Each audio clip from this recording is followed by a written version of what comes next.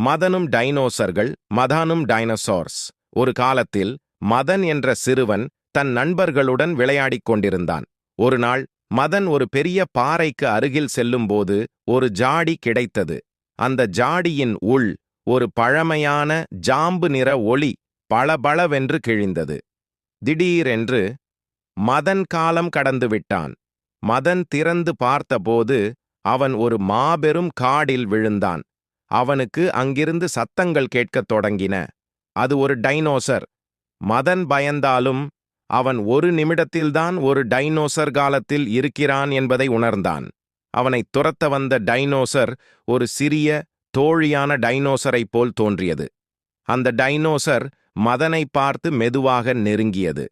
அது அவனுடன் நட்பாக நடந்து கொண்டது. மதனும் டைனோசருடன் விளையாடத் தொடங்கினான். அவன் அந்த டைனோசரை பாபு என்று பெயரிட்டான். மதனும் பாபுவும் மிகவும் நெருக்கமான நண்பர்களாக ஆனார்கள்.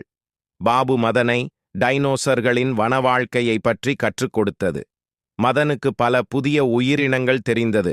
ஆனால் மதன் தன் வீட்டிற்கு திரும்ப வேண்டும் என்று நினைத்தபோது பாபு அவனை அழகாக வீழ்த்தி அவனை ஒரு ரகசிய குகைக்கு கொண்டு சென்றது.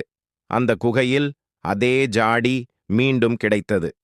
மதன் அதை பயன்படுத்தி தன் வீட்டிற்கு திரும்பினான்.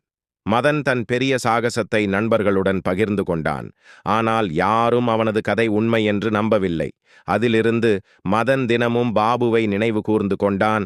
ஆனால் பாபுவுடன் இருந்த நாள் அவனுக்கு ஒரு கனவாகவே இருந்துவிட்டது.